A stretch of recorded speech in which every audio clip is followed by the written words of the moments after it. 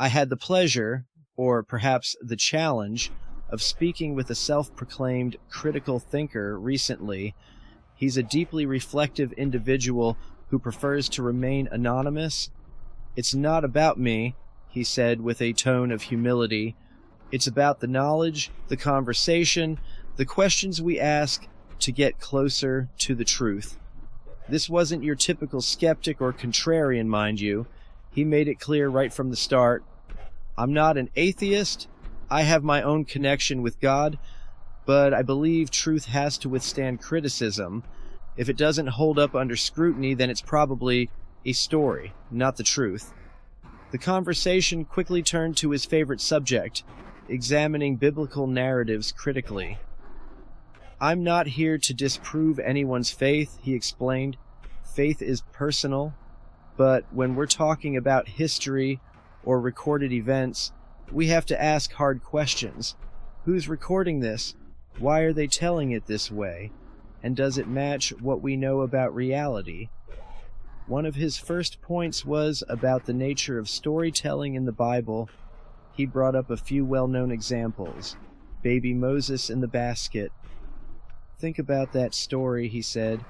"A baby abandoned in a basket floats down the river and gets discovered by Pharaoh's daughter. It's a compelling image, but who was there to write this down?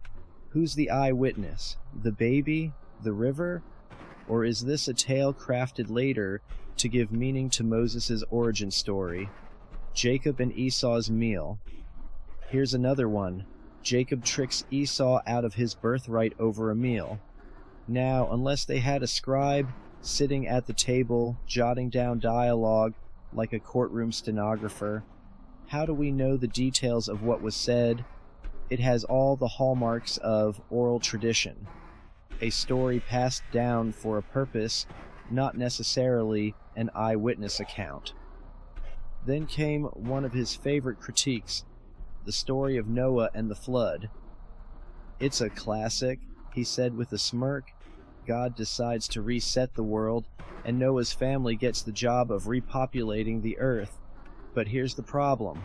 If everyone else is dead, who are Noah's sons marrying? Their own sisters? Their nieces?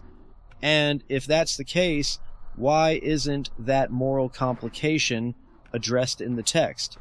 It's a glaring omission if you're trying to present this as a literal account of human history." The critical thinker then turned to the tribe of Dan, a topic he admitted fascinated him.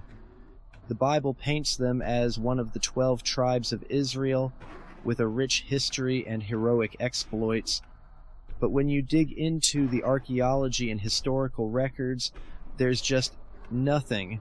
No evidence of their battles, their migrations, their achievements, and then you get these bizarre fringe theories like they were the Sea Peoples, or the Danes, or even the Trojans.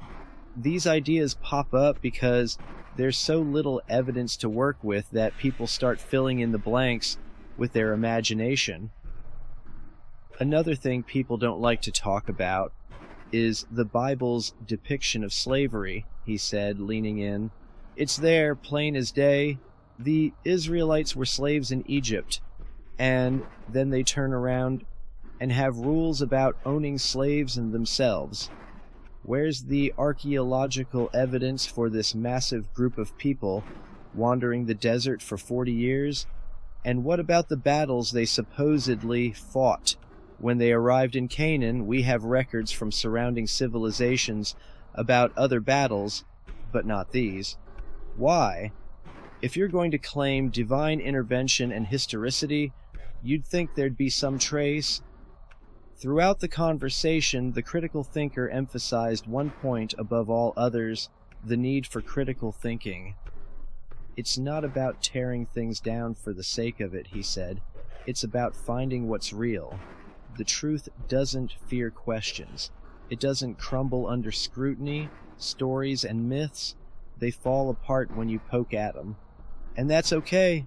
Stories have value too. They teach us, they inspire us, but let's call them what they are."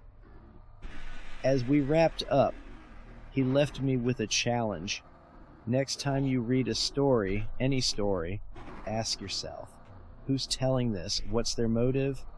Does it hold up to what you know about the world? That's the adversarial system. That's how we find the truth, not by accepting everything at face value, but by asking hard questions. I walked away from the conversation with my mind spinning. His points were compelling, not because they sought to dismantle faith, but because they called for a deeper, more thoughtful engagement with the stories we hold dear. Whether you agree with him or not, there's something valuable in the act of questioning. As a critical thinker himself said, "The truth is like a diamond. It doesn't break when you strike it, it shines."